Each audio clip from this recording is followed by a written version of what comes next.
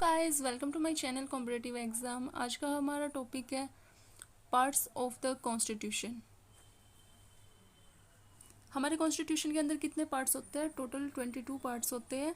उनमें से कुछ इंपॉर्टेंट पार्ट्स हैं जो मैंने यहाँ पे लिस्ट आउट किए हैं।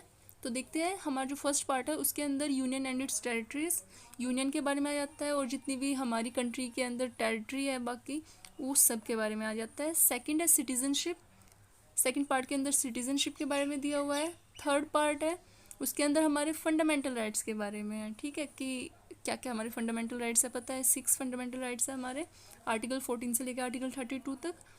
नेक्स्ट है पार्ट 4 के अंदर आ जाते हैं directive principles of state policies. कुछ DPSPs हैं जो कि हमारे कॉन्स्टिट्यूशन के अंदर पार्ट 4 में दिए हुए हैं। इसके अंदर गवर्नमेंट ने जो हमारे कॉन्स्टिट्यूशन मेकर्स हैं उन्होंने क्या कहा था, उन्होंने गवर्नमेंट को डायरेक्टिव दिए थे, मतलब कि उन्हें एक डायरेक्शन दी थी कि आपको जो भी पॉलिसीज़ बनानी है वो इस डायरेक्शन में बनानी है। नेक्स्ट है 4A मतलब 4th A पार्ट के अंदर क्या है, फंडामेंटल ड्यूटीज़। इस ए का मतलब क्या हुआ कि ये क्या है, अमेंडमेंट करके हमारे कॉन्स्टिट्यूशन के अंदर डाला गया है। तो जो फंडामेंटल ड्यूटीज़ है ये ओरिजिनली हमारे कॉन्स्टिट्यूशन के अंदर नहीं थी, इसको अमेंडमेंट करके हमारे कॉन्स्टिट्यूशन में डाला गया था। और ये जो अमेंडमेंट थी ये 42nd अमेंडमेंट हम इसको कहते हैं। 42nd अमेंडमेंट एक्ट 1976 कब हुई थी? 1976 के अंदर ये अमेंडमेंट हुई थी।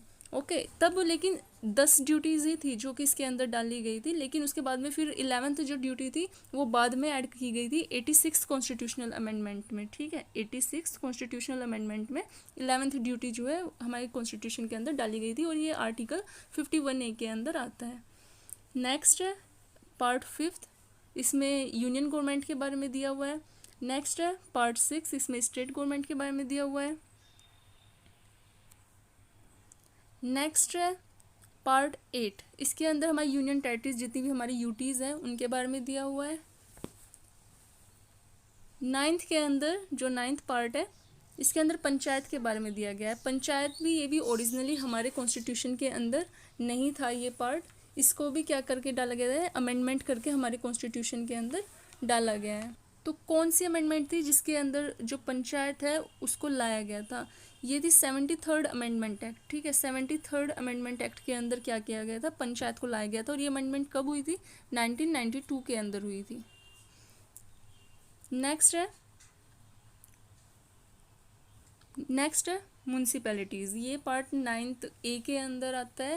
म्यूनसिपैलिटीज़ भी क्या है, हमारा जो कॉन्स्टिट्यूशन है उसको अमेंड करके डाला गया था। पंचायत 73rd अमेंडमेंट में और म्यूनसिपैलिटीज़ 74th अमेंडमेंट के अंदर डाली गई थी, सेम 1992 के अंदर। नेक्स्ट है 9th B, ये कोऑपरेटिव सोसाइटीज़ के बारे में है इसके अंदर। 10th पार्ट के अंदर है the schedule and tribal areas, जितने भी ट्राइबल एरियाज़ है, शेड्यूल एरियाज़ है, उनको लेके कुछ प्रोविजंस है जो कि रखे गए हैं।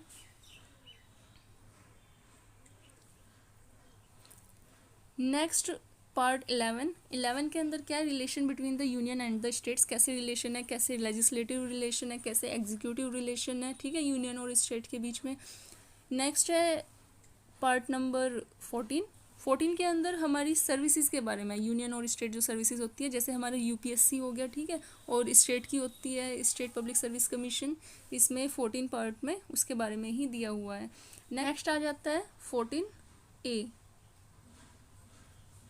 ट्रिब्यूनल्स, ये भी अमेंडमेंट करके हमारे कॉन्स्टिट्यूशन के अंदर डाला गया था। ट्रिब्यूनल्स ये हमारे पार्ट नंबर 14A के अंदर आता है। 15 के अंदर हमारे इलेक्शन के बारे में दिया हुआ है। नेक्स्ट इम्पोर्टेंट है 17th पार्ट के अंदर हमारी जो ऑफिशियल लैंग्वेजेस हैं उन सब के बारे में दिया हुआ है। और जो 18th पार्ट है उसके अंदर हमारी इमरजेंसी प्रोविजंस है। कितनी इमरजेंसी होती है? 3 टाइप की इमरजेंसी होती है, नेशनल इमरजेंसी, स्टेट इमरजेंसी और फाइनेंशियल इमरजेंसी। नेशनल इमरजेंसी किसके अंदर आती है, कौन सा आर्टिकल के अंदर आती है? 352 आर्टिकल के अंदर। और जो स्टेट इमरजेंसी है वो किसके अंदर आती है? 356 आर्टिकल के अंदर। और जो फाइनेंशियल इमरजेंसी है, थर्ड इमरजेंसी, वो 360 आर्टिकल के अंदर आती है। And the last important one is 20th part, amendment of the constitution. इसमें कॉन्स्टिट्यूशन को कैसे अमेंड किया जा सकता है, क्या क्या उसके लिए प्रोविजंस होता है, ये सब पार्ट 20 के अंदर दिया हुआ है, बहुत इंपॉर्टेंट पार्ट है। तो ये थे कुछ इंपॉर्टेंट पार्ट, इतना ही आज के लिए। Thank you so much guys. Video अच्छी लगी हो तो लाइक करें, शेयर करें, और अगर आपकी कोई क्वेरी हो तो आप कमेंट बॉक्स में बता सकते हैं।